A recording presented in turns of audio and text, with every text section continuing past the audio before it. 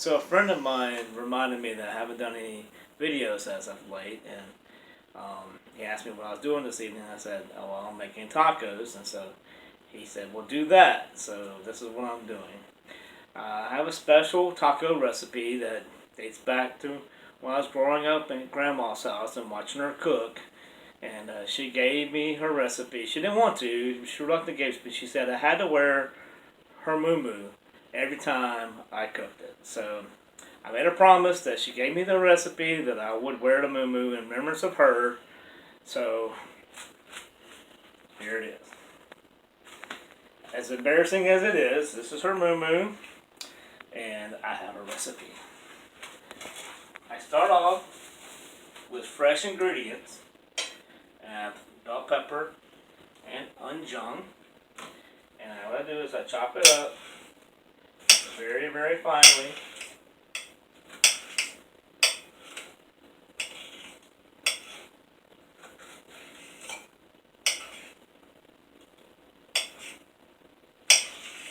And basically get it down to chop level. So as I said before, I have to chop it really, really grainy. So I'm chopping this as fine as I can get it. And just to not bore you anymore, we're going to fast forward. And of course, I'm going to do the onions the same way. One thing I failed to mention is I also wear Grandma's jewelry. Don't judge while I'm making her special taco. It takes a fine motion to make these special tacos with the onions and the green pepper. So I'm concentrating and I'm focused and I'm zoned in. This is going to be great. I wish y'all could taste it. I wish this was Taste TV, but it's only Watch TV. So we're in the process of cooking of the meat. This is crucial because I use fresh ground minced garlic with onion powder and garlic powder, and of course salt and pepper, and some Louisiana seasoning that you probably know, which I can't mention because of copyright and having to pay millions of dollars to people. But anyway, so you want to do is on season the meat and chop it up. When it gets halfway done, then I'll add my fresh chopped green peppers and onions that I spent like almost 20 minutes chopping. I didn't realize how long it took till I was trying to do this video.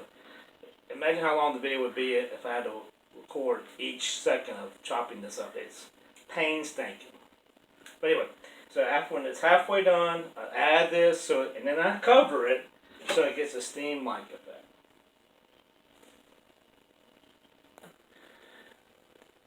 I'm going to season one side of the meat, and then later on in the process, I flip it and season the other side because sometimes the season degrades, as you're cooking it. So just taking my time with just one side focus, and then later on, it's a work in progress. That's what Grandma told me to do. So you gotta do it the way she says it, otherwise it's not right.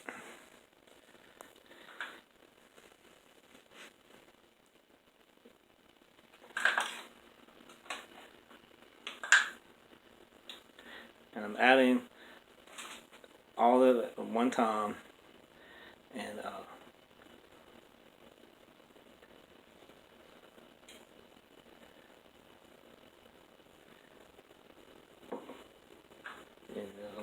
smooth it over, and then when that meat gets halfway done, then I'm going to add the vegetable, and then cover it for steam effect.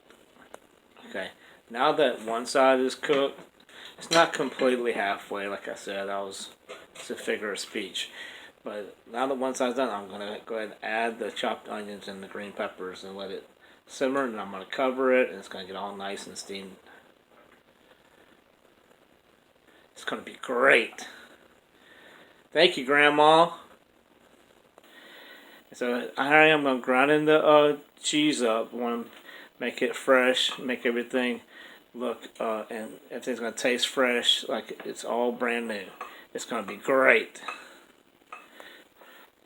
Now I'm going to add Grandma's special sauce for the seasoning, extra seasoning of the taco. Fresh made, top secret Can't say it because otherwise I'll have to shoot you.